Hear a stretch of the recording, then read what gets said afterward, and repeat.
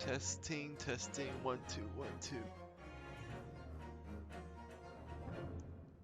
That was weird. I don't know why that wasn't. I couldn't hear that earlier. Oh. Alright, let's get this going. Might be a shorter stream today. I'm just trying to get to the save point.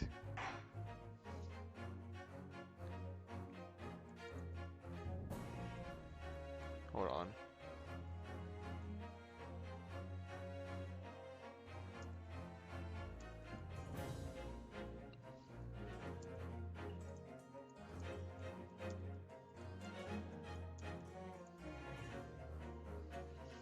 Alright, started.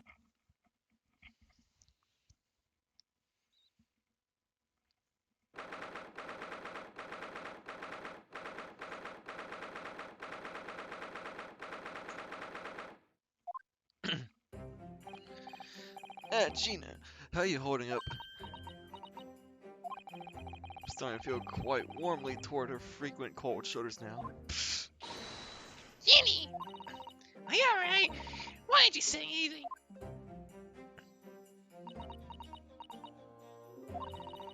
What's the point, eh? Why are all the trouble in fighting so hard for the likes of me? What? Well, you saw that picture. What picture? You mean this? The photograph taken by Hurley's red-headed recorder? I guess. Why did you take that pic? Well, I don't think it would have captured a scene like this, that's for sure. It's hopeless. Anyone who sees that's gonna think I did it, ain't they? Well, I won't pretend that wasn't a bit of a shock when the prosecution first presented to the court. Sure, you gotta have your doubts about me now. You can't still think I'm innocent. Of course I can.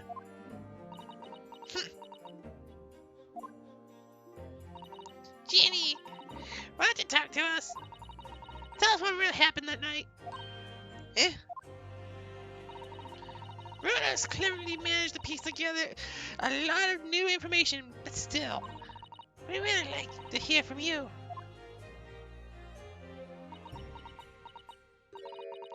Alright then. Okay, let's hear it. It was after we had that dinner together at your place, right, Iris? Didn't we all had a chat up in your office, didn't we? Yes, I remember.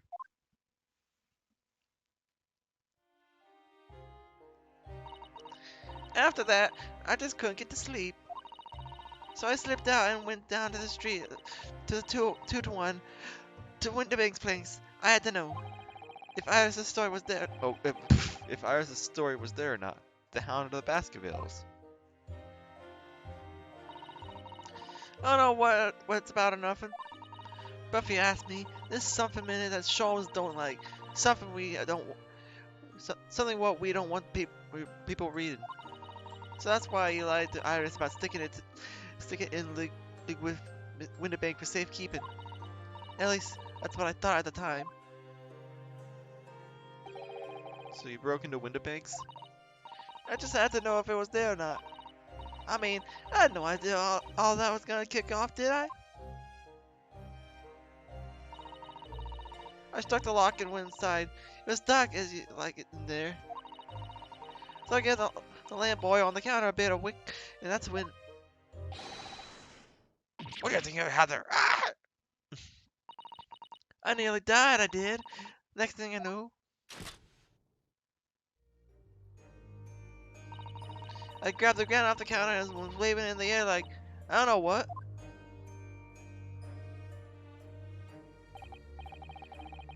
You're the girl who was here this afternoon. I didn't think pickpockets went in for armed robbery. The mantle script. Have you got it here? Did Shoals leave this lot of papers with you? A story? A burger pardon? The Hound of the Summer. If it's here, I want to see it.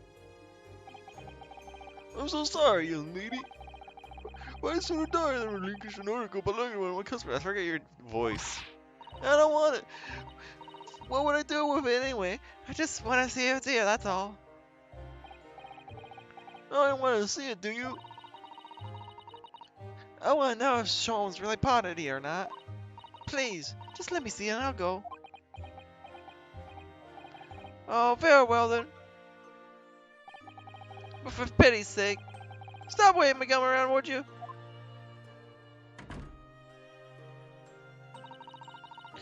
So then the old cove unlocked the storeroom door and we both went inside. And it was there, alright. The mantle script. Shows were lying after all. You did all that just to check from me, Genie? Anyway, then there was a bit of a kick up out in the main bit of the shop. Skulking brothers arriving on the scene, yes. What was that noise? Someone breaking in?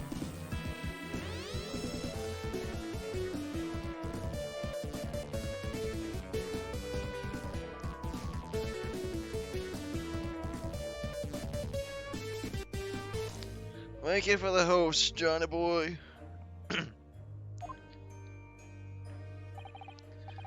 Hear me. Is there some burglars convention here tonight that I don't know about?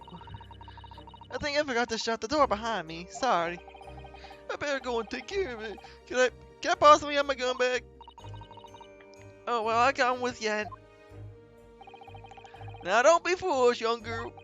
You must stay right here. Don't leave this room under any circumstance.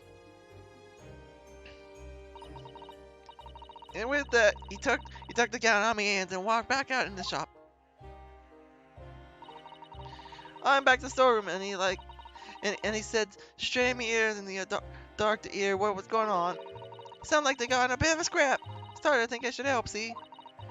So I was just about to go out in the storeroom myself when bang bang. There it is. I had a couple shots go off. 2, I think. Almost at the same time. And then there was right at my feet, lying face down on the floor. I was right next to the storeroom door, and so I slammed it shut and locked it quick as like. You thought whoever had shot Mr. Winterbank might come for you? Yeah, so I went to grab the old cove's gun. I figured I put up a fight at least. But when I got the better look at him, I knew.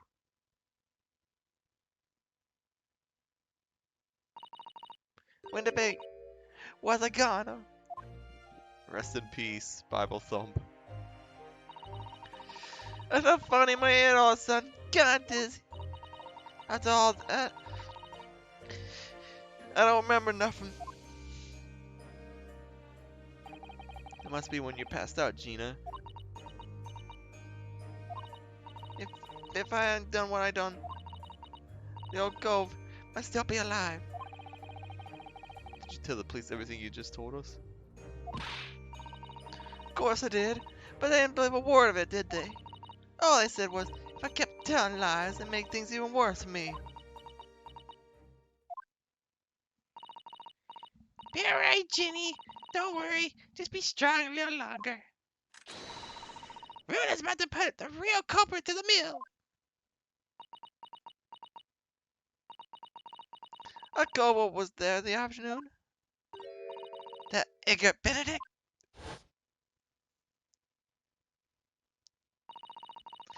I still remember how he looked at me like I was nothing. He was there that night. We don't know his real name yet, but I'm convinced that he's involved somehow. Anyway, thank you for telling us what happened, Gina. I appreciate your honesty. You what? You can leave it all to Runa's capable hands now, Ginny.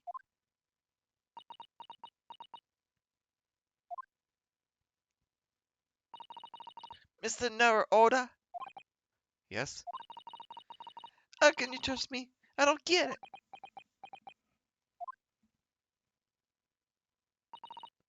I mean, have you forgotten what happened here before? Come on, it was only 2 months ago. Me and Miss Gilded, we both told you a whole pack of lies. And you got your bug turner off with him, even though he was a killer. No, I can never forget that. Oh! I did what I thought was best at the time. But the pain of that error of judgment doesn't get any easier to bear. Hey, it's lost judgment! Still, don't forget that I also made you a promise. Told you that I'd be on your side to the bitter end, no matter what. But what am I? We could be working to get another killer off the hook for all you know. I was once in your position, Gina. I was the accused in the trial. You were? Before I left Japan, I was accused of murder. And strange as it might sound, the circumstances of the crime are pretty damning. I was sure that no one would believe it wasn't me who'd done it. Oh, Bruno. But there was one person who stood up for me, who believed in me, and was prepared to defend me. My best friend. Oh no. Ryunosuke, no one believes in you more than I do. Leave this to me. All you need to do is put your faith in me and I'll do the rest. I was so happy I cried. But even then, somewhere inside me, I couldn't help thinking, surely he doesn't really believe in me. Not completely. But I was wrong.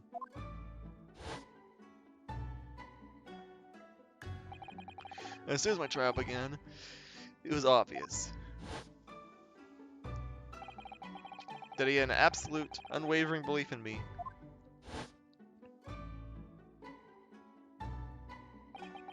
And in turn, I developed an absolute, unwavering belief in him.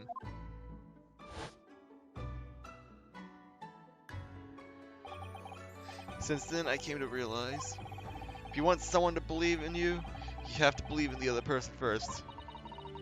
What are you saying? I promise you, Gina, that no matter what happens, I'll keep believing in you. So you don't need to worry. I won't let you down. Aww. Aww. Even though I'm a diver and no good liar.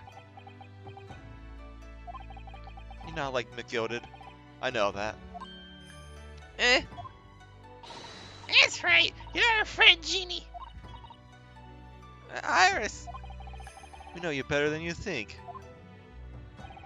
And we've come to the conclusion that you're someone we can trust. Yes, It's really all we need to know. exactly. Mr. Neroda, I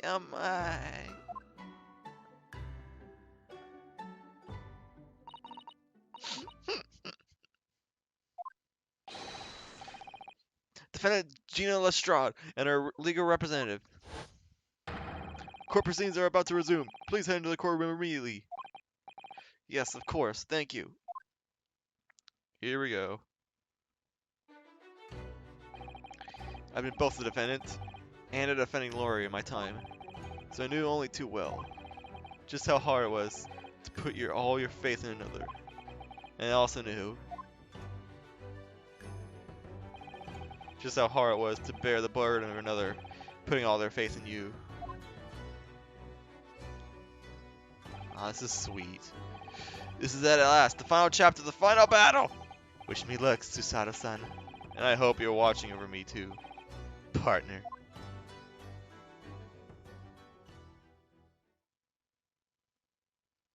I'm not sure if I'm going to be finishing this tonight. That's why in the title it says finale today or tomorrow. If I don't finish this tonight, I'm finishing it tomorrow.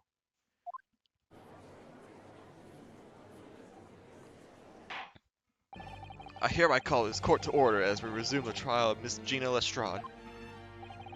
Lord Von Zieks, have you successfully subpoenaed the witness? The subpoena was delivered to the communication station when the man works immediately, my lord.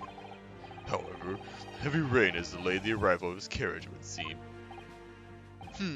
I see. Damn it, Rain. Then let us turn our attention to Inspector Gregson's precis of the case heard by the court this morning.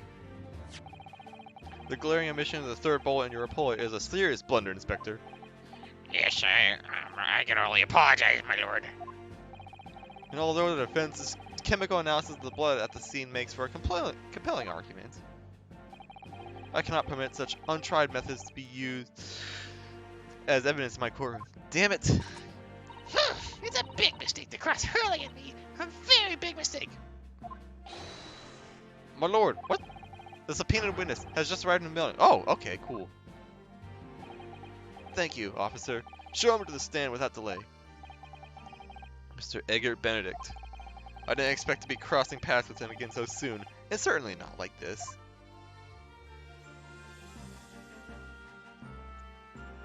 Hi, buddy. How's it going? Why are you still up here?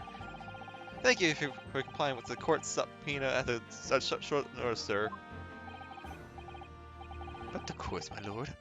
As an upstanding member of the London Society, it is my pleasure to oblige. Now, kindly state your name and occupation for the record. Ashley Graydon, Communications Officer. Ashley Graydon. Okay. I don't get the pun. Mr. Graydon and I both work at London Central Communication Station. Now, perhaps someone will kindly explain what all this is about. You were appraised of the situation by the court officer on your way here, I presume. Yes, I was. Something to do with a murder that took place at a pawnbroker's on Baker Street. It's some nonsense about me having been there on the night in question. That is the accusation, indeed. This really is beyond a joke, you know. Very well. Without further delay, the court will hear your testimony now, Mr. Graydon. You will respond to the accusation made against you. You're under oath. Gladly, my lord, gladly. Okay, final battle starts now. Naturally, I have occasion to make use of pawnbrokering services from time to time. But are you seriously suggesting I collude with these thugs to break into a place on the night of the murder? I have no intention of admitting to such an outrageous accusation, even if certain parties here present claim that my blood was found at the scene. Some scaramouche detective homebrewed tincture could hardly be taken as serious evidence.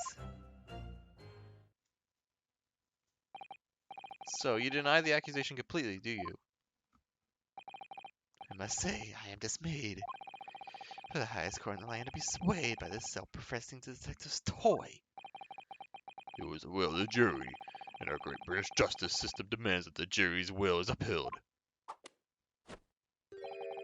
Then it would seem we have the misfortune of a most inept assembly of jurors today.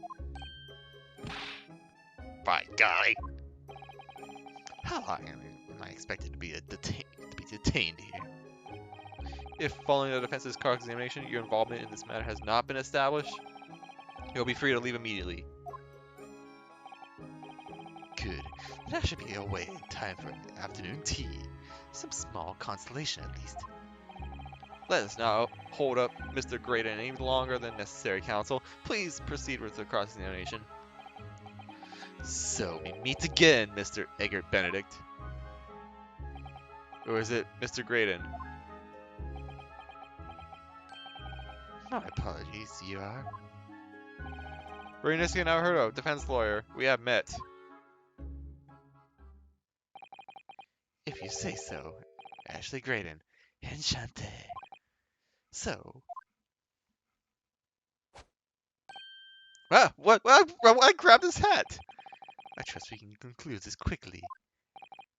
But I'm not holding your flashy hat while we do.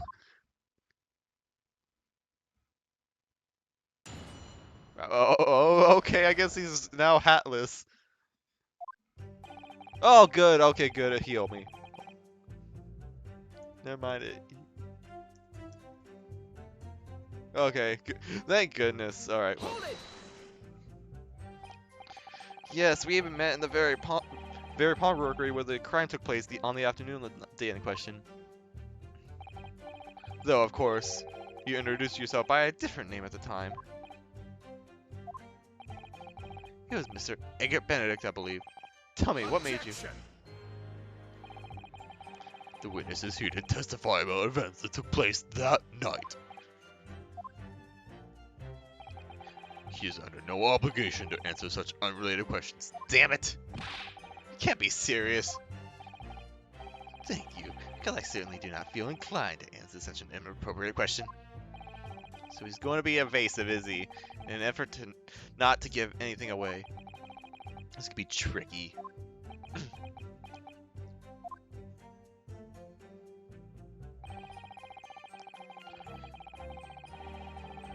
Hold it! Have you seen these two men before? This pair? No, I don't associate with criminals. Said by a man who introduced himself as Edgar Benedict.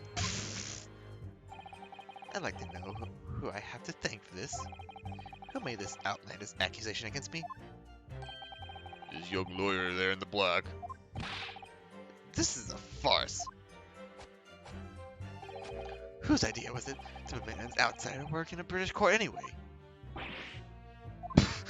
Oh no. Well, needless to say. Now we're back to the statement. Hold it! Where were you at around 1 in the morning on the night in question, sir? That is past the hour at which I would normally retire. Certainly. I was not in the company of these rapscallions. You able to prove that?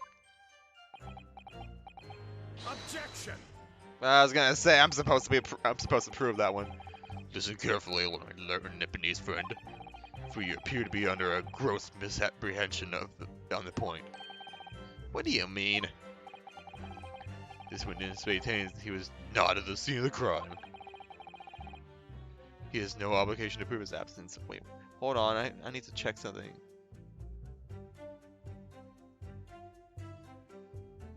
Oh, I got a Discord notification. Apparently, there's an event taking place in Final Fantasy VII. From in the 4-Job Fiesta chat. I'm gonna ignore that. Take a drink.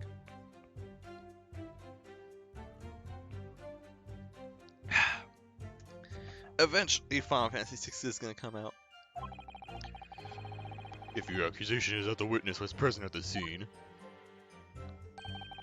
the obligation lies with you to prove your assertion. Yeah, that's what I thought. You will fulfill the obligation before putting any more unreasonable questions to the witness.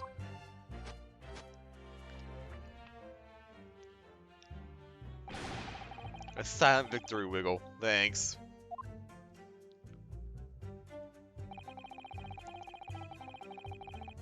Hold it! Blood was found at the scene of the crime. There's no question of that. Mr. Sholm's chemical analysis has positively identified the substance as such. I'm not the only human to have blood running through my veins, am I? How can you be so sure that the blood is mine? If you could equally be the blood on one of these two miscreants. Every individual's blood has a slightly different composition, it seems. Mr. Sholmes' chemical is able to differentiate. Spare me this science lesson. Who is this Sholmes character anyway? Oh, I assume all listeners would know the name. He's a great, a renowned detective. So even you aren't able to bring yourself to say, great detective. A great detective, you say? Now we're in the realm of fairy tales, are we? Oh, great. What do you have to say? Excuse me! Do you have something to say about that, Mr. Skulkin? It want me! No, the Mr. Skulkin next to you. Right, I had an to hear with this. How many times I gotta tell you? Yes, I know. You're not Big Bruv Skulky. Mr. Nash Skulkin. Corporal Army Governor, you know what? Is it not the case that when Mr. Grayson just spoke, a thought went through your mind? Would you care to share that thought with the court? Me thoughts? I don't know. Must have been him. Yeah, what? Mr. Nash Skulkin, answer the question, please. What went through your mind when Mr. Grayson just spoke? Nothing, honest God, nothing. I was just thinking, if he waves his arm around like this anymore, it'll open up the wound again, that's all. Oh, what wound? Where I took the bullet, of course. It was only 2 days ago. It ain't gonna be healed up yet. So I was, well, you know, I was worrying for him and... Oh, Mouse! Mr. Graydon, did you hear that? What? Your comrade is worried about you, it seems. On account of your injured arm. My lord. Yes, Mr. Graydon? I have no idea what these two wretches are talking about. Certainly, I shouldn't be expected to answer anything in relation to their mindless insinuations. We know that someone other than the victim was hit by a bullet at the scene of the crime 2 nights ago. And from the height of the bullet hole in the wall, that person was likely hit in the upper arm or thereabouts.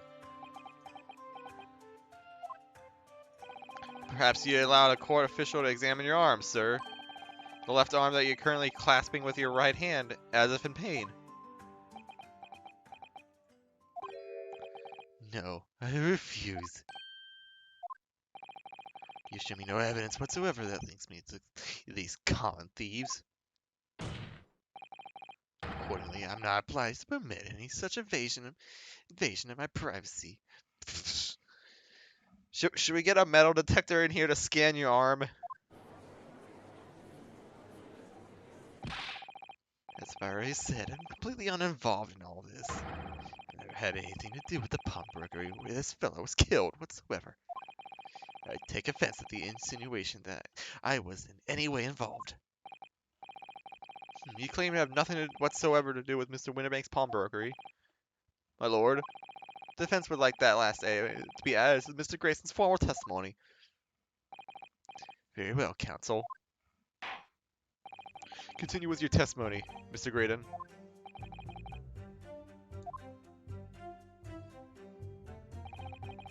The bottom line is, I've never had anything to do with the pawnbroking establishment when the man was killed. Hold it!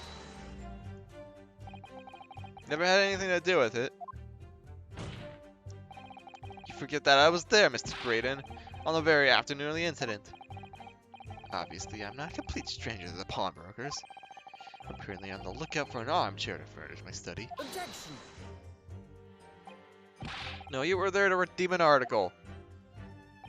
I have no idea what you're Is that talking about. right? Excuse me. Okay, what do you have? Do you have something to add, Inspector? Come again, sunshine? You were there too, in fact, weren't you, Inspector, that afternoon? Well, yes, I do remember meeting yourself in the pawnbrokers that afternoon. Your young lady, your young Japanese assistant, and the accused were all present, as you recall. At the time, this witness, Mr. Graydon, was trying to acquire a particular article. Well now. I'm afraid I don't remember too clearly. Oh, damn it! What? Well, you must. I'm not going to lie and pretend to remember something I don't. What's going on here? Gracie showed us a picture before, did he? You know, from the cameras that Hurley installed in the wind base? Yes, of course. Indeed, as in the gentleman pictured bears a striking resemblance to the witness, I must say. Exactly, which proves that Mr. Graydon was in the shop on the afternoon in question. At no point have I denied that fact. I merely entered the shop to pursue the articles on sale and have a word with the broker. Nothing more. This makes no sense. I understand why Mr. Graydon might be trying to recover his tracks. But why would Gregson be trying to avoid giving testimony what happened? Okay. That's all he's gonna say on the matter, is it? What do you think, Bruno? I think he has no intention of telling us anything. He's well aware that the less he says, the less chance he has of giving himself away. The complete opposite of Hurley, then. He seems to me think that the more he says, the better. Well, at least I managed to prise a little more information from these witnesses' lips. All thanks to the Skulkin brothers. Yes, they were the key to it after all. So he says he had nothing to do with Windibanks. Well, we know that's not true. Perhaps now would be a good time to have a proper look through the court record. Good idea. You never know what the tiny scrap of information could be a valuable weapon. Well, gee, I wonder which statement to present something. Alright, okay. Oh, okay, that was the previous last statement. Okay, let's just see here.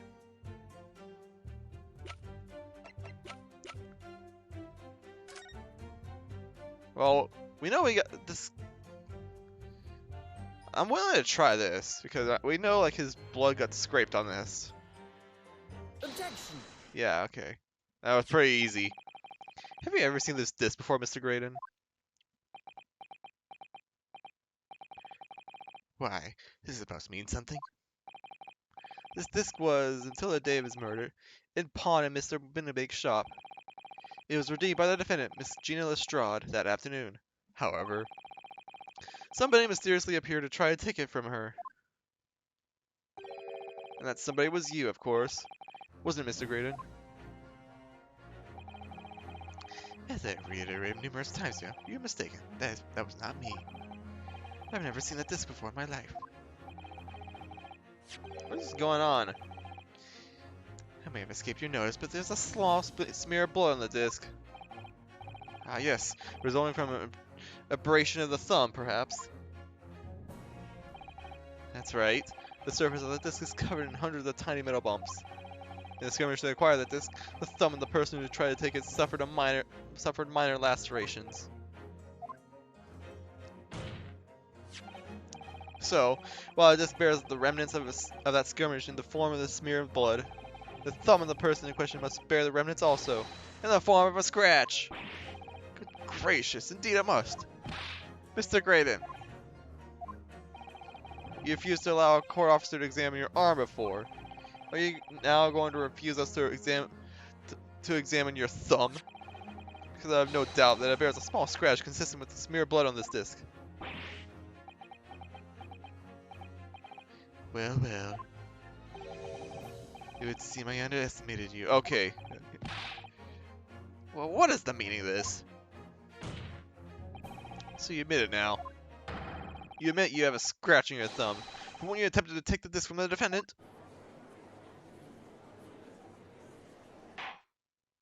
Order, order!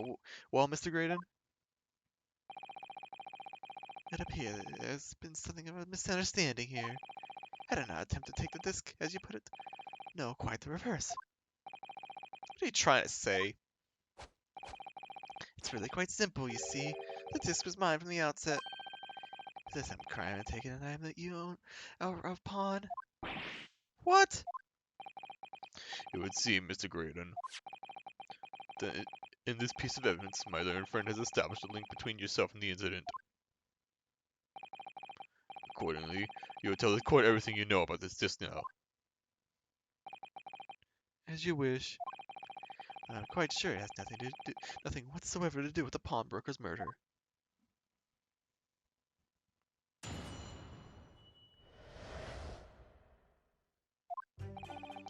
There's a note on the disc saying, "Former gilded," but the item belongs to me.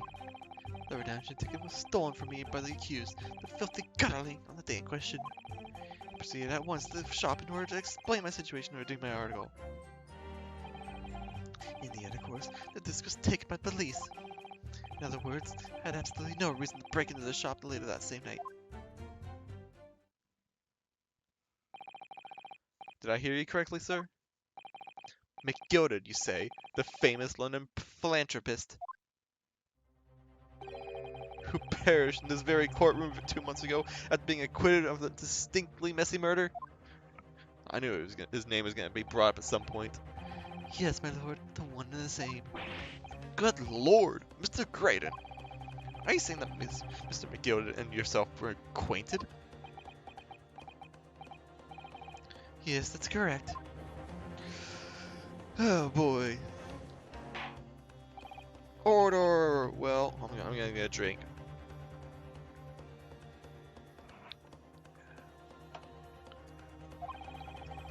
I certainly didn't expect to hear that name uttered in my courtroom again.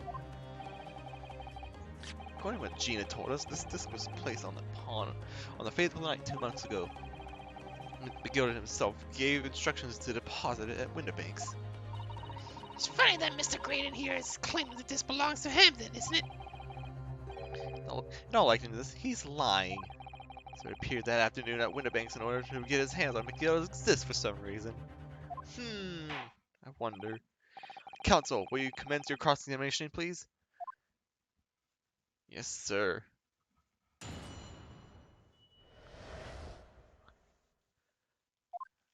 Alright. Hold it! Would you care to explain how this belongs to you? As you will observe, a communications officer such as myself commands a fine salary. You are certainly exquisitely dressed, sir. So you see, I have little need to make use of the services provided by the pawnbrokery trade. However, I did once find myself in difficulties having misplaced my purse whilst on an errand, which is why I pawned my fine black overcoat to the broker in question. You claimed that was your overcoat? Obviously, and in my haste, I clean forgot that the music box disc was in its pocket. And yet, there's a note on it that reads, "For McGilded." I'm a collector of rare and unusual music box discs. I first met Mr. McGilden at a gentleman's club in the city, and I was interested to discover. They shared my pension in that area. So the disc in question. It's a pre-product sample. I promise to let Mr. McGilden hear it. But then you forgot that it was in your pocket of the overcoat you were forced to pawn. Yes, exactly. Gina didn't mention any of that in her testimony 2 months ago, did she? No, because McGilder had threatened her to keep her mouth shut. Which means that if we dig too deeply here, it's going to expose Gina's perjury. Oh no. Oh dear, this is complicated, isn't it? Let's leave it alone for the time being.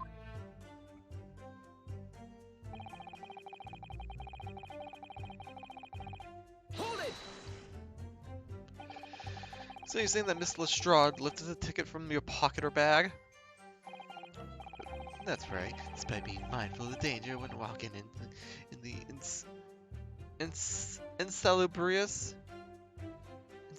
insalubrious areas her kind frequents. Objection! Miss Lestrade did no such thing. Who of course you would take that stance, but the girl's a regular offender. You came to the pawnbroker that day prepared with all the information you need to identify the defendant. You were looking for her. That's what brought you to Winterbanks. To get your hand on Mr. McGiddle's disc. Objection! My learned friend is a veritable font of nonsense. Nonsense? I concur with the prosecution. Damn it! Counsel, you will refrain from conjecturing in this way. Is that clear? Yes, my lord. So now I continue with my testimony for what possible use it could be.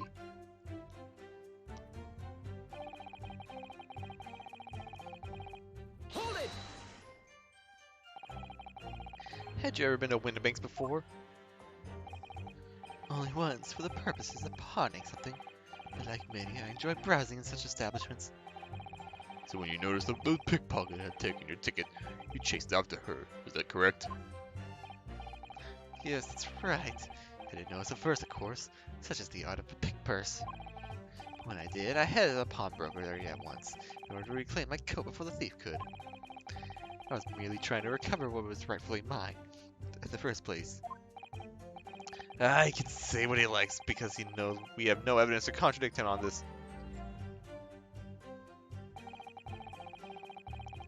Hold it! Yes, it was taken by Inspector Gregson here, wasn't it? That's right. This was the very man. Apparently the police were collecting anything that had a connection Is with that him right? recorded as evidence. Excuse me. What is going on with Gregson? Something wrong, Inspector? What do you mean?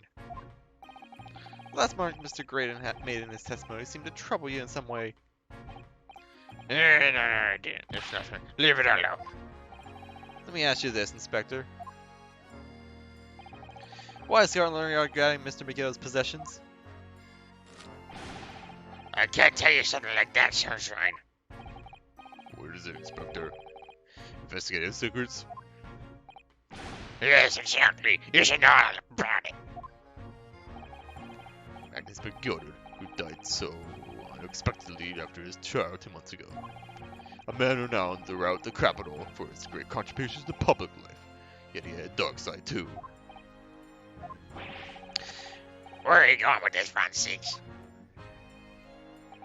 I suppose the police are dealing with the aftermath of his nefarious activities, aren't they? That's enough. Governors like me have duties to carry out that we're not at liberty to talk about. That's all you need to know. Duties conferred by Lord Stronghorn, I presume. Oh, come on! The Lord Chief Justice appears to have great faith in you, Inspector.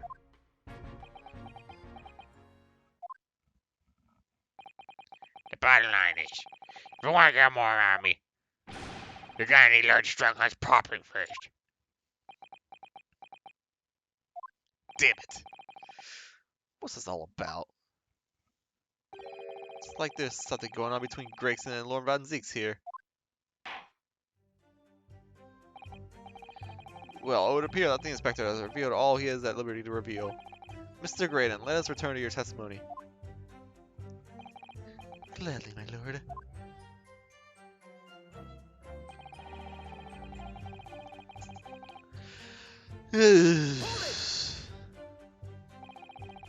But perhaps you'd seen something of value among the forfeited items?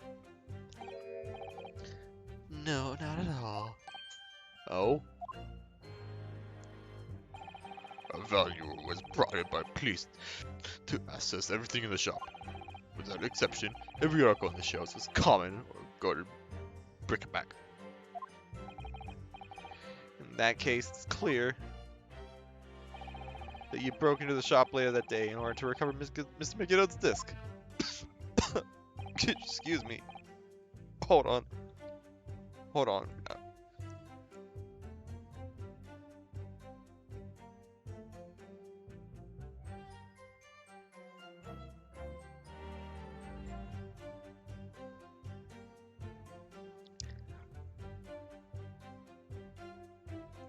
Jeez, man. I felt a weird tickling sensation in my throat. That was weird. Have you not been listening, man? Even if I had wanted to recover the disc, you may recall that it had been seized by the police that afternoon. It was no more in the shop that night than I. As I keep saying, I simply had no reason to break in. There was nothing of Mr. McGill left in the shop that night. Nothing this man might have been after. I wonder if that's really true. We don't know if you have some evidence. Let him have it. I'm dying to hear that irritatingly assured expression of his crumble. McGill had slipped the disc into his coat pocket and had it deposited in Winbanks.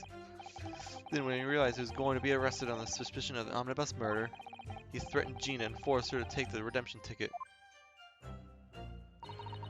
There's no doubt about it.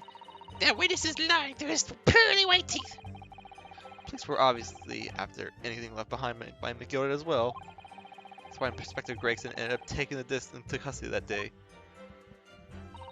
But Gregsy's been very strange to know about all this. Must be a reason for that, I'm sure. Just don't know what it is. For now, I need to focus on exposing the fact that Mr. Graydon is lying in his testimony. Okay, well. Absolutely no reason. Okay. You were saying that there's something else about something else that was Gregson's, or McGilded's.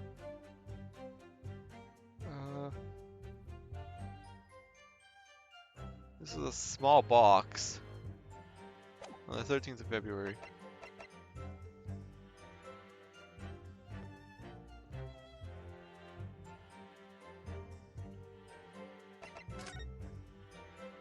This was a gentleman's overcoat. We saw the blood.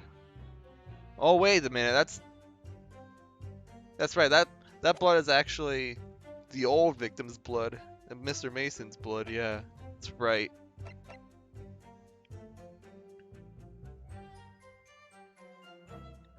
Out of the bathroom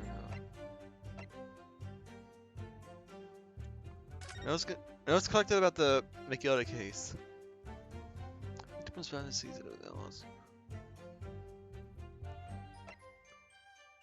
Thanks, McGilded. Ernest K. Barack von Zeeks.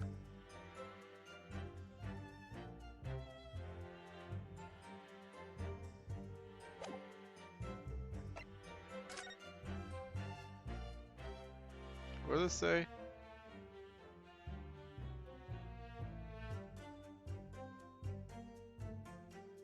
What does it say again? Ministry Mole. Classified secrets may have been leaked overseas from Ministry of Justice.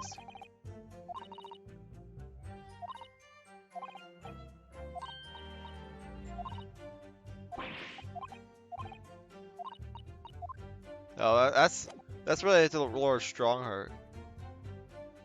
But this contains article about government secrets being like, okay, yeah, that's not relevant.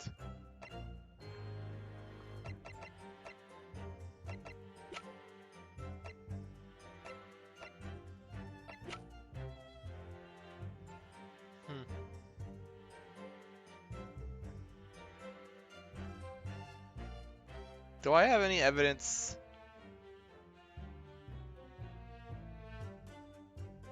Like what? McGilded. There's a small box.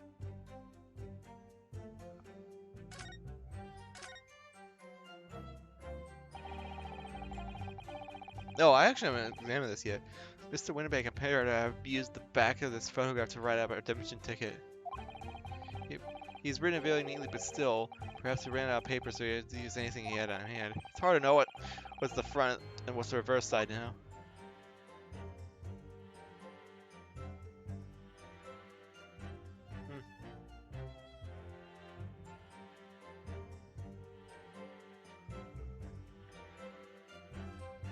Of course, we got the cat. Okay, so that's irrelevant.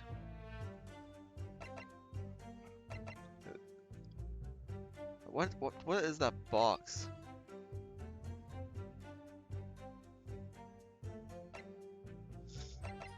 When was this established? 15th of February. Oh yeah, it's the exact same thing he's saying. This is the 15th of February.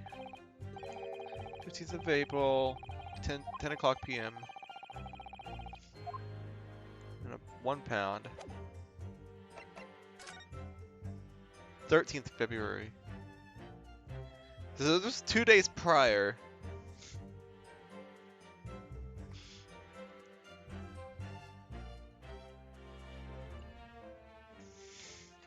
At 9 p.m. 10:30.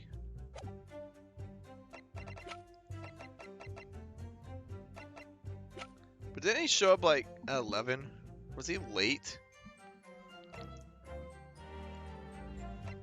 I don't have that picture, so I can't exactly tell.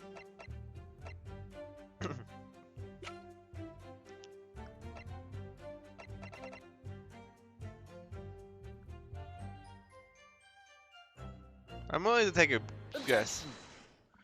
Holy crap! I got it. This disc was deposited at Window Banks on McGilded's instructions. You knew that and went there with the intention of obtaining it for yourself. Objection! Conjecture again. In any case, the disc was taken into custody by the police that afternoon.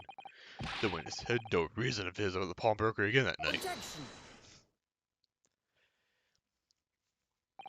Sorry, my learned friend. But that's not true. What?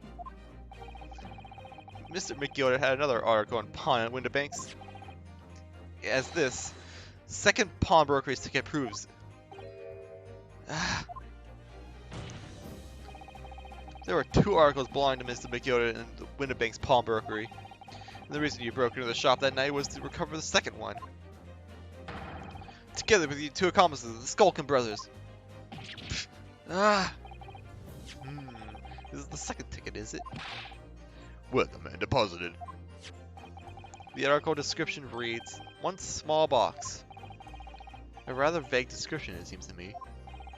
Are you suggesting that I broke into the pawnbroker with these clowns in order to steal some trinket box? I believe there are adequate grounds to suspect that you did. This is absurd. Why on earth would I do such a thing? Once the article had been forfeited, I could simply walk into the shop and purchase it. There'd be absolutely no need for me to resort to theft.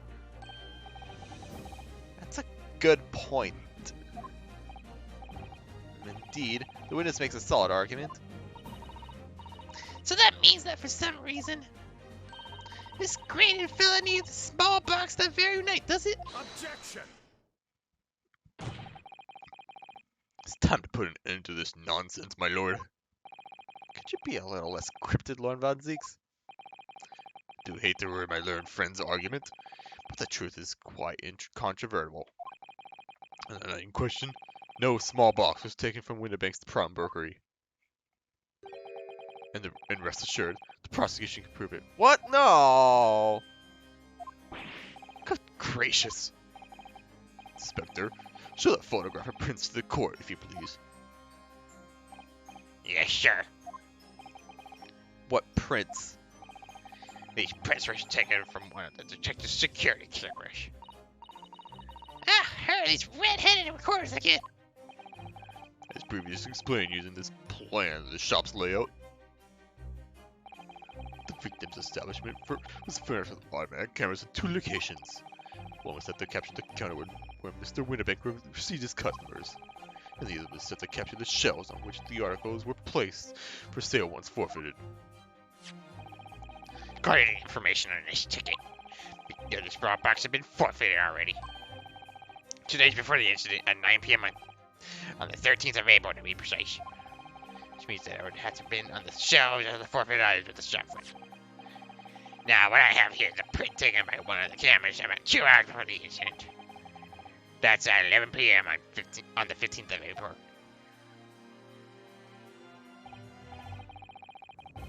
The victim certainly had a very full shop, it appear. Let me look around here.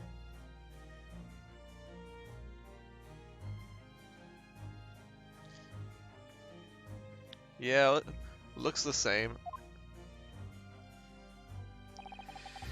And here we have another print. 2 a.m. This one was taken 2 hours after the incident. I see. So we have 2 pictures to compare.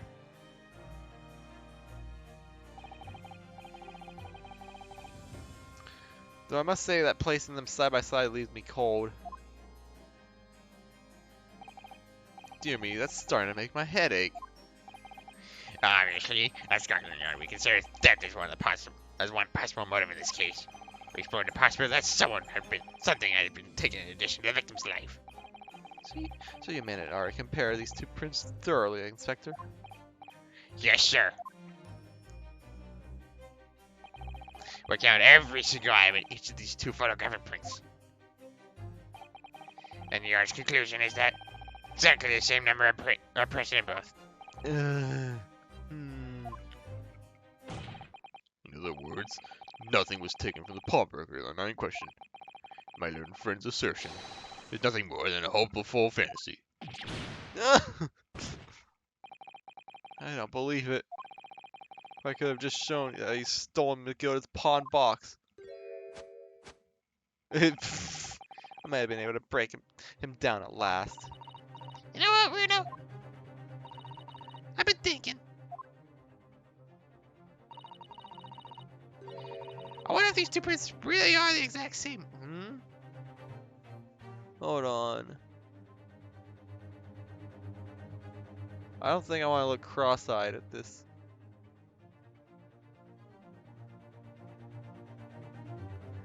This is was this the spot the difference? Hmm.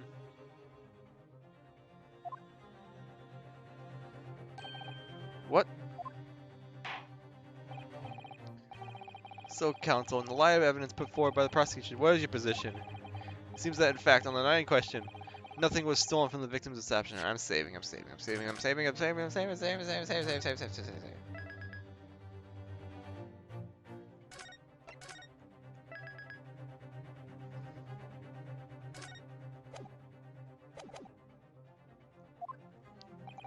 Do you accept the prosecution's assertion? I don't know. Could there be some hidden discrepancy between these two photographic prints somehow? Huh.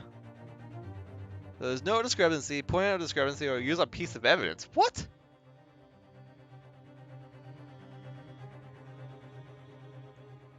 Oh, hold on.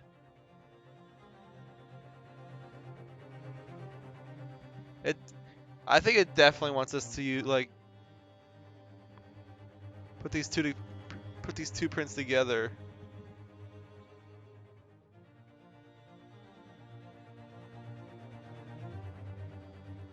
Hold on, I'm trying to look.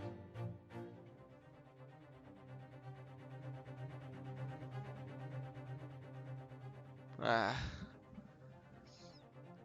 The thing is, whenever I try to look at it cross-eyed, it just comes off as blurry.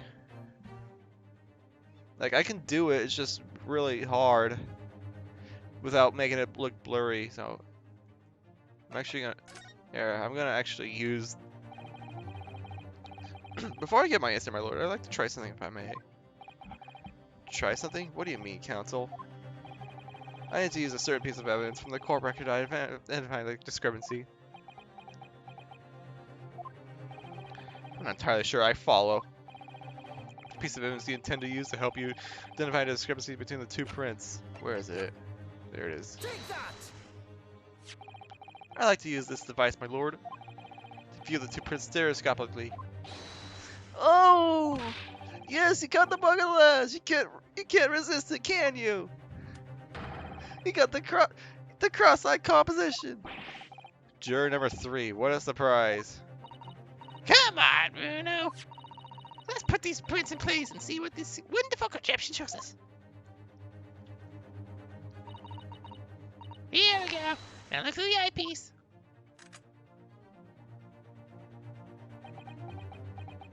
It is 3D. Wasn't sure at first, but there's clear discrepancy between these two prints. What? I had a feeling it was that box, or something similar to that. You must identify the location in question with the court counsel. Indicate the precise location of the. Gee, I wonder what it is. Take that! Granted, these two prints are almost identical. However, there's one minor discrepancy between them. I wonder if you could actually if you could actually see that before. Like, I wonder if you can actually like present that box immediately.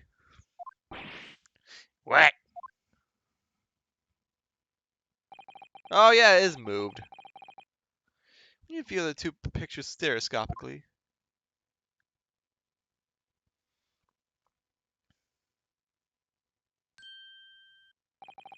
A single area stands out as being different.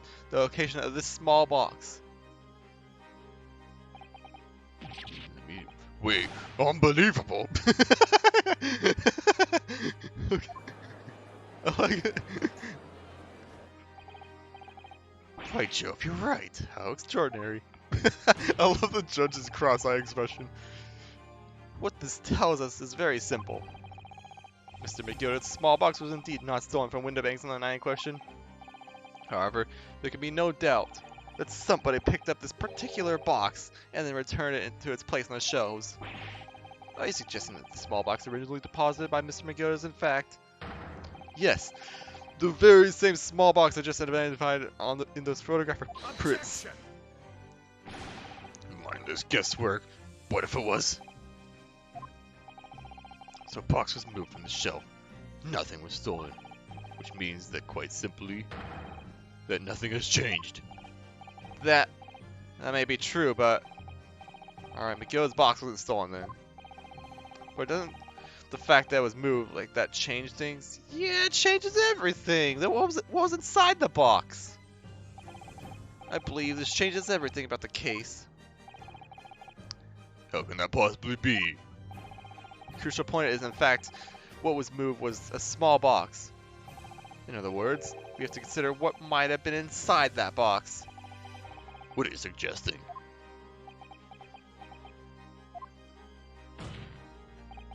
I'm suggesting that we need to examine that box as soon as possible. A vital piece of evidence is sitting on the shelf at Windobanks as we speak. Objection!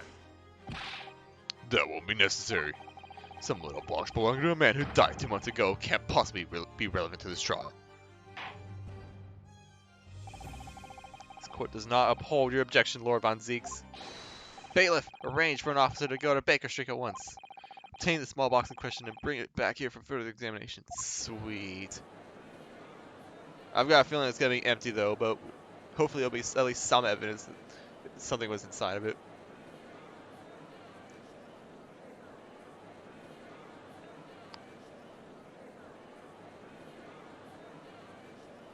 I feel like we both know that he's sus.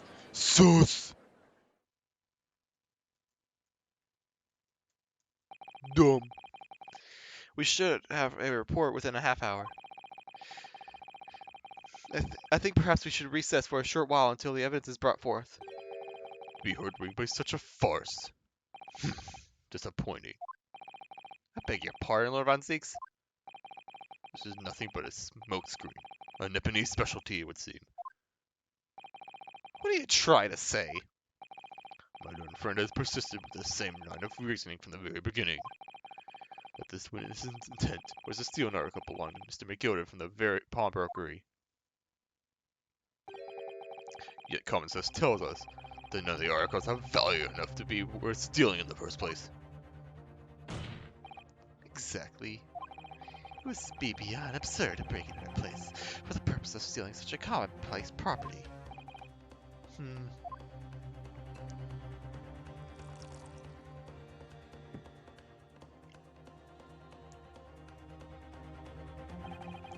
If your lordship recalls, Mr. McGill perished 2 months ago, immediately after the conclusion of his trial. A trial in which he was found not guilty.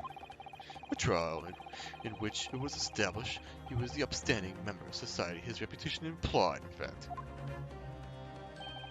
So I propose a toast to my learned friend and his most insightful defense. The articles this upstanding member of society pawned were entirely ordinary. A black overcoat that just happened to have a music box in one of its pockets, and a small box. I assure you, I won't accept even if the man tried to make a gift of such things to me.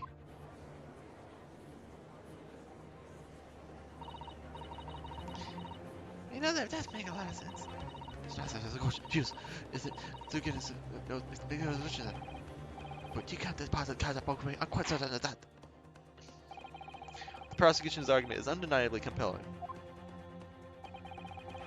It is incumbent on the defense now to bolster its argument. To explain what possible significance these commonplace articles pawned by the fine citizen could have. Okay, now we're gonna talk about the McGilda case. Well, counsel, is your argument in fact demonstrable? Are you able to show proof that the disco box are in any tangible way related to the case? Well, What's the matter, Bruno? What's the matter? I need to save. That's what the matter is. Even though I'm at 5 HP.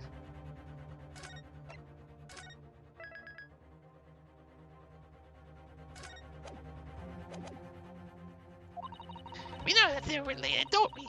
They're both about our piece of the evidence. Yes, of course. You and I both know that. We know McGilda's true character. We know that this is significant, even if we don't know why. But if we explain all that to the court at this point, we'll have to acknowledge that McGilda's acquittal 2 months ago was a mistake. The defense's argument was flawed, based on false information. Oh no! And that would mean that Gina committed perjury. Virginie! Could it be that Von Zieks knows? Is that why he's doing this now? Because he's anticipated everything? No, it's just like Von Karma. But maybe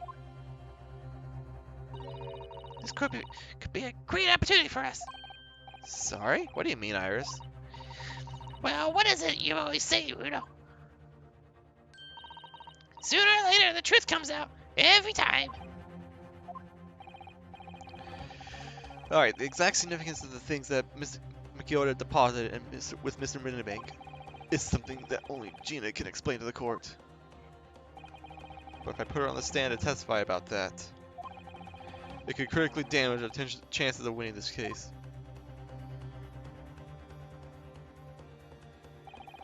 What's the right thing to do here?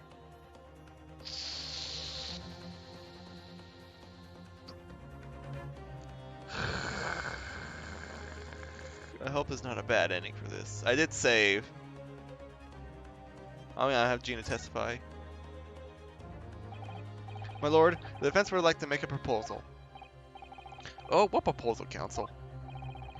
While the court awaits the arrival of Mr. McGilda's small box, I would like to call the defendant, Miss Gina Lestrade, to the witness stand. The defendant? To what end? It's to do the various articles deposited Mr. Winterbanks by Mr. McGilda, my lord. Miss Lestrade has information relating to them. I believe it would be beneficial for the court to hear what she has to say. It would prove the significance of the articles in question once and for all. Well, things becoming interesting. I presume we consider the implications of the testimony you're proposing. In particular, the impact it would have on the accused standing, and indeed your own.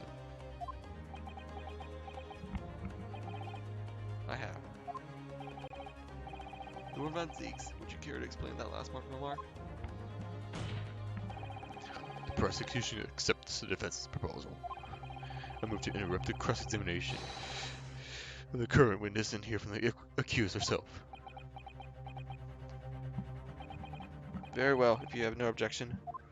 I'm kind of nervous about this. So the court will now hear from the testimony of the defendant, Miss Gina Lestrade. Your witness is currently in the stand. May step down until further notice.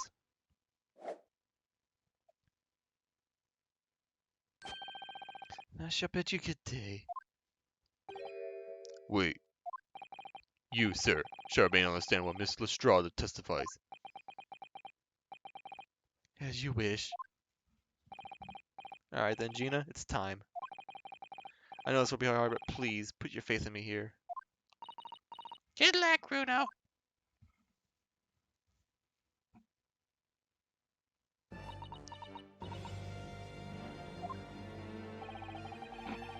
The articles that Mr. McGilda had deposited in Winterbank's pawnbrokery are intimately related with the omnibus case, the trial of which was heard in the courtroom 2 months ago. Yes, and I remember this young lady being brought before me in that trial as well. That's right, my lord. Her testimony helped to establish the innocence of the defendant, Mr. McGilda. The omnibus case was intriguing, to say the least. And now, here we are again. The same players in that trial facing each other once more. A twist of fate, perhaps, my Nepalese friend. Allow me to recap the events of 2 months ago. An old brickmaster was stabbed to death in an omnibus running along London's winter streets. Apart from the victim, there was only one other person in the carriage, Mr. McGilded. Naturally, he was a prime suspect for the murder. But as the trial progressed, another possibility emerged. That the murder in fact took place above the defendant's head on the roof deck, with the body then being dropped through the skylight into the carriage below. It was Miss Lestrade whose testimony brought that possibility to light. At the time of the incident, Miss Lestrade was concealed under a seat in the carriage, hoping to pick the pockets of unsuspecting passengers. Then, immediately after the trial, after being acquitted of the murder, Mr. McGill died in this very courtroom in the most extraordinary circumstances. A mystery that remains unsolved even now, 2 months on. As indeed the omnibus murder itself. Be that as it may, I recall neither the disc nor the small box being mentioned in the course of those proceedings. Miss Lestrade, would you tell the court now, please, what really happened in the omnibus 2 months ago, I mean? I don't know what you mean. Alright, is that all I want to know? And what about everything you told us yesterday from inside your prison cell? Please, Miss Lestrade, this is extremely important. But Remember, little girl, if it transpires that you willfully withheld information in the trial 2 months ago, the Home Office will seek to prosecute you for perjury. And naturally, you will lose all credibility as witness. Although, let's face facts, you have little credibility to lose. Jenny, don't listen to him. Please, you have to trust Bruno now. Iris, We're on your side.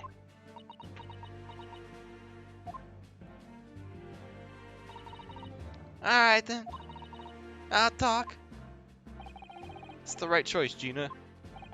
Well, it would seem that my learned friend is hell-bent on bringing the entire courtroom down about his ears. So be it. I must confess that I am struggling to understand what on earth is happening here. However, it would appear that Mr. McGill's pawned article in that extraordinary case in the omnibus harbors secrets of which we have been hitherto unaware. So, Miss Lestrade, you now give your testimony before the court about the events of 2 months ago.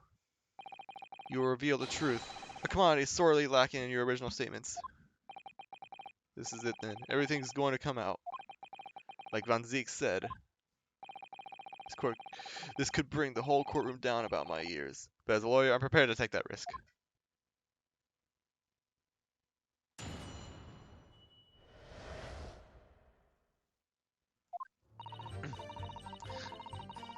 Truth is, the brickmaster was in the cabin of the omnibus the whole time. When the Irishman dragged me out on the seat, I saw the disc on the floor. All of a sudden, I heard a scream over my head, and that bear on the roof deck went to call the cops. That's when McGill slipped into the driver's tin to do a run of the pawn shop roundabout. He threatened me not to snitch, not to say nothing to no one about what I had seen or heard. Grief, this is outrageous. We've just told the court bears almost no resemblance to your testimony 2 months ago. As you say, my lord. And then there's every chance may have it educated an error at McGilda's trial. It sounds very much to me as if the man deliberately deceived this court in an effort to cover up the most wicked of schemes. Without doubt, your lordship is correct. A great injustice was done in this courtroom 2 months ago. The actions of the accused in that trial, of this witness, and of my learned friend are entirely inexcusable. I cannot believe it. The whole trial was a farce. It was all lies. Mr. McGill fell in front to the court just like the pickpockets. Don't forget the lawyer with these. They're all in it together. You know what? A lot of you. Mr. Naruto, the lawyer there. He didn't know enough about it. Humbug. I don't think so. I really expected you to believe that. Arrested stuff. What happened to one operation to get this man off scot-free?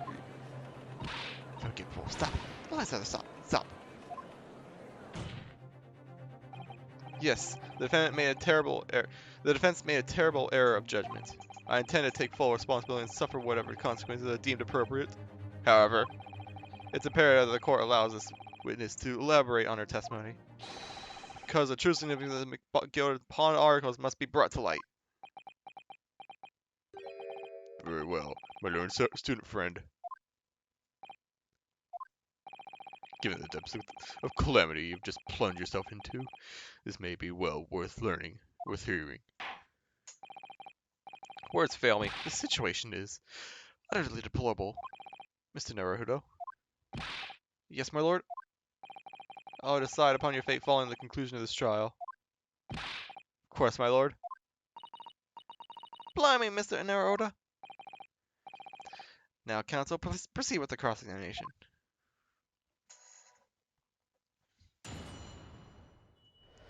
What is there like? I'm sure, like in real life, you're not gonna like get fired for a false accusation if you don't know that's a false accusation. You're deliberately being deceived.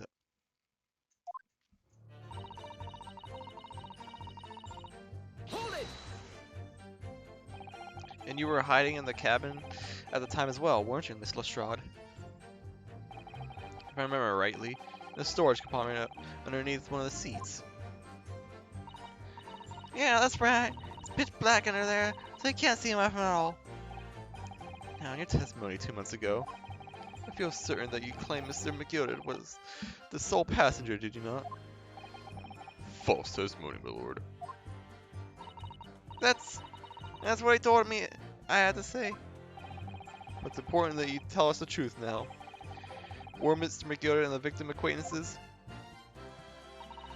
I don't know. I did hear him talking a lot. What were they talking about? Well, I couldn't hear too well, if I had to say. I think it was about money or something. They kept talking about buying and not buying. Perhaps business dealings of some kind. Well, anyway, they got louder and louder. Started to sound like a proper fight. I was pretty scared by then. I hardly dared to breathe. And then all of a sudden, I had noise like someone kneeling over the floor. It was blooming loud now. I believe you let out an involuntary scream? Yeah. That's what gave me away.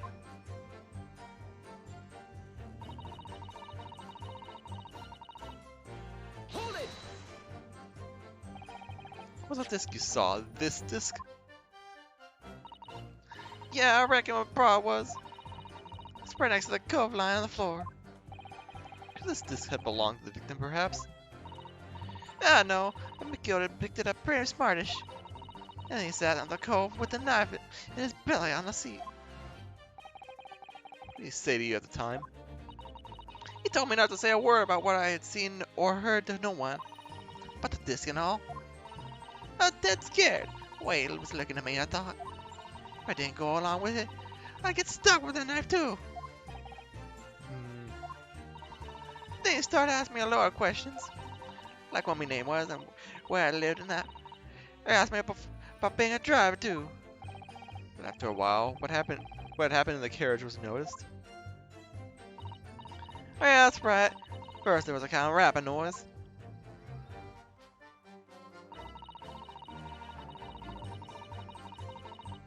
Hold it! Yeah, that was when the other guys noticed.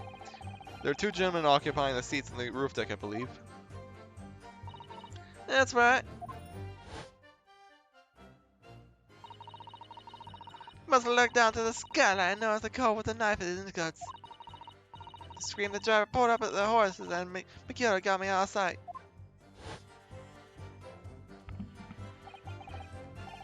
Eyesight? Where? Back on the seat when I start off. Once on the carriage came all. 2 cars on the roof ran out to fetch the storms. If they immediately left to fetch the police, it would appear that they were entirely unrelated to the incident. Now that McGilda and the driver and you still at the scene? Yeah, only the driver didn't know I was there 'cause I was under the seat. I heard the cabin door open and I heard a voice from outside. The driver, yes. He also testified in that trial, I believe. A fellow who went by the name of Beppo, if memory serves. What did McGilda and the driver say to each other? I don't know what happened and stuff like that mainly.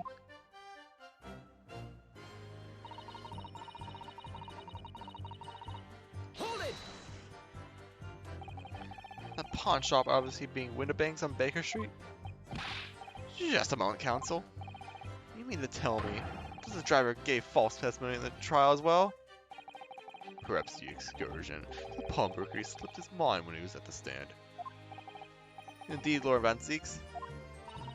McGill took off his coat and gave it to the driver. Pulled it up all careful like, before handing it over. When I saw him do that, I was thinking, that coat and what's in it, it's gotta be worth a few bob. Yes, Gina was sure that this must be worth more than Mr. Windibank was suggesting. Wasn't she? I remember her quibbling with him over the price that afternoon at the pawnbrokery. Driver looked pretty happy when McGill flashed embrace in his face and went off running off a leg. Then the bark driver came to me and told me to come out from the Drax cabin.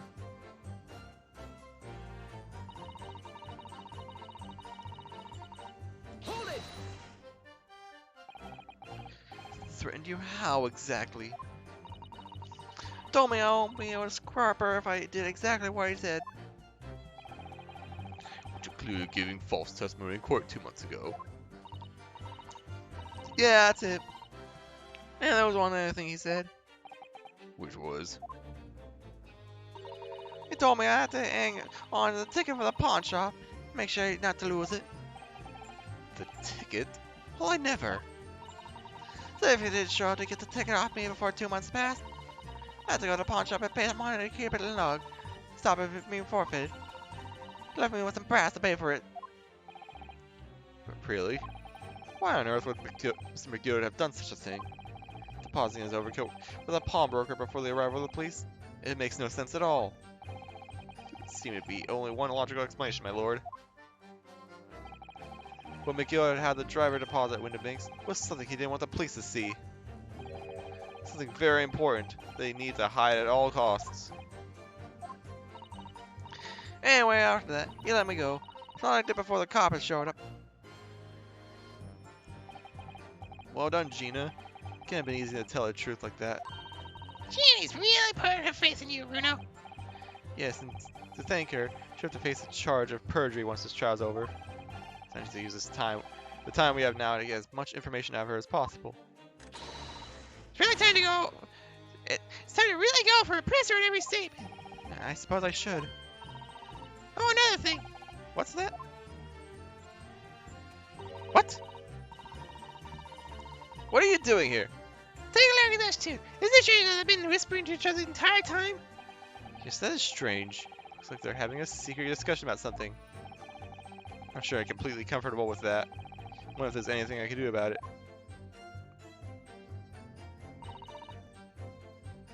Huh, I never got a prompt. So I need to press her on. Hold it! So I need to find, like, what they're just talking about.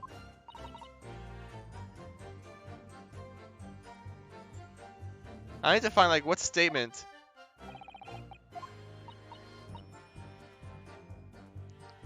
Yeah, okay, hold on. Yeah, nothing. Hold on, I meant to push this. Nah, I'm not noticing anything.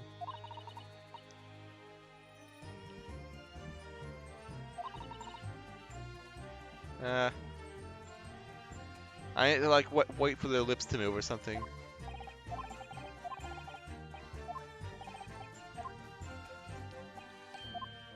Blah blah blah. I know. You're not saying anything.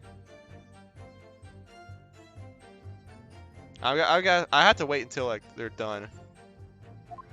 Until they like show some sort of show something.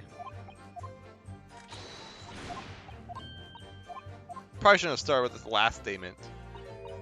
I guess oh well.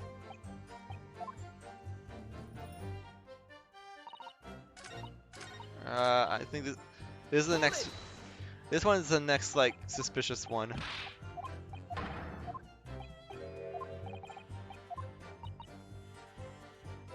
No.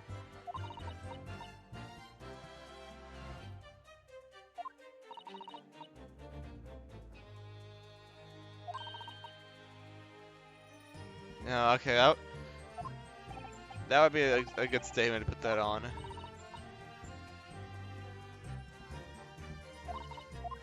Oops! Oh, oh no. I don't want to like press this statement unless it's absolutely needed. Oh, I guess I. Well, it's not gonna be on when she says that's right.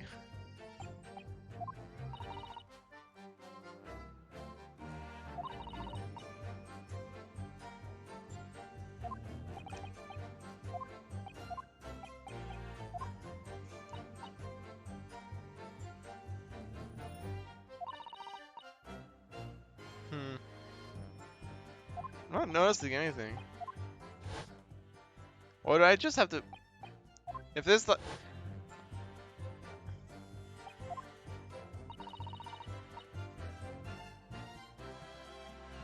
No.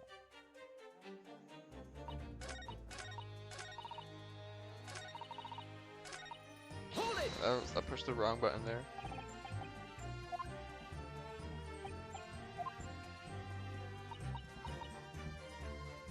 Yeah.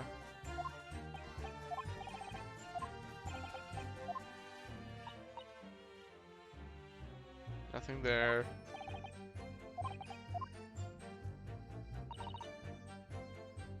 No. It's not gonna be on these small statements.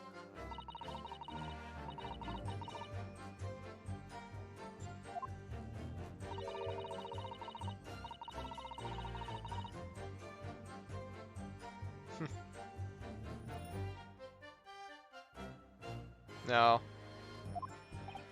That'd also be a good statement.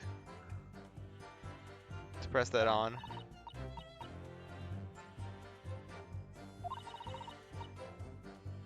No, okay.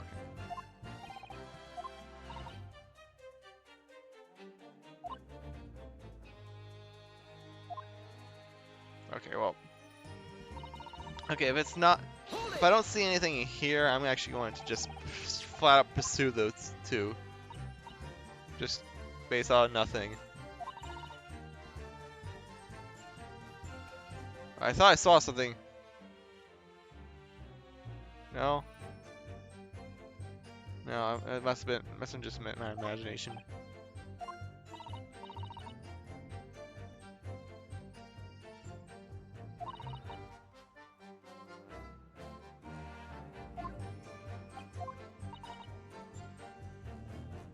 I'm not seeing anything.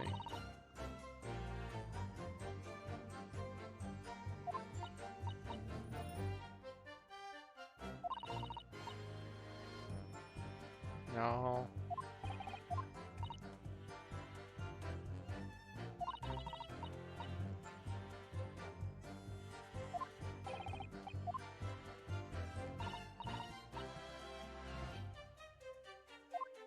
Okay. So they're not saying anything.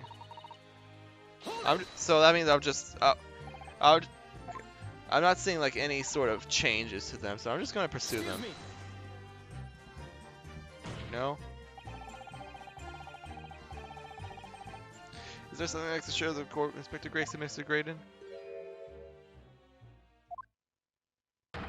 Spectre! Mr. Graydon!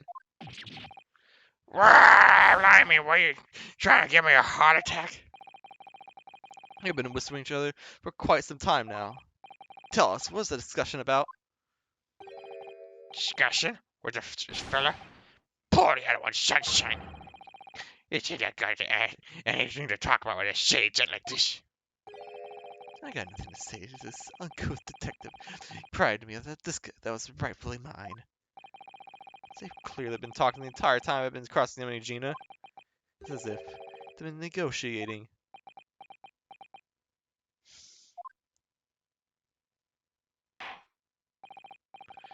Thank you, Miss Lestrade. Thank you, Counsel. I've heard enough.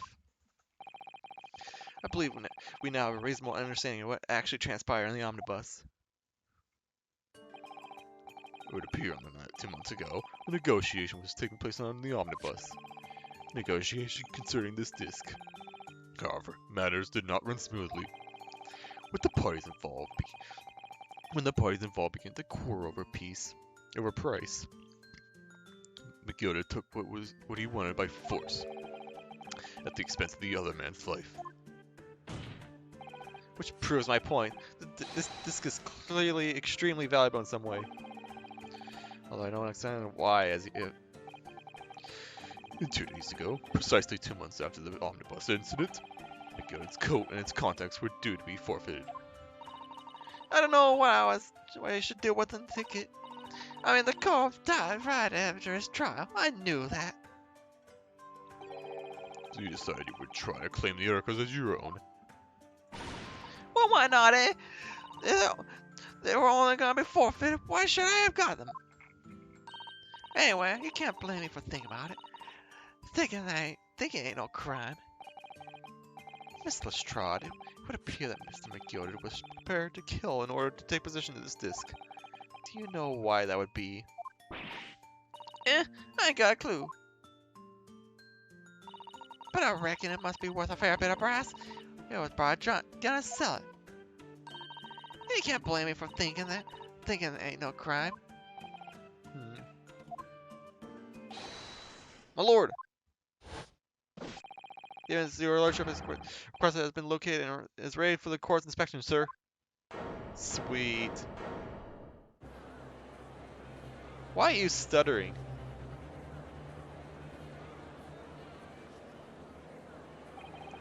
Mysterious little box. Deposited my McGilda 2 months ago. There's no doubt in my mind that it's a key piece in this far-reaching puzzle. To be continued? Yep. Okay. It's 11:40. It's 11:45. I will continue this tomorrow. I'll finish this game tomorrow. I figured there was gonna be a fourth part to this, and I think this is gonna be the final part. So tomorrow will be my finale.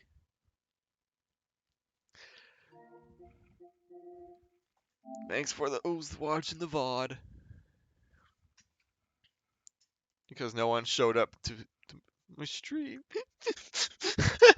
No, I'm used to it for Ace Attorney, but it's fine.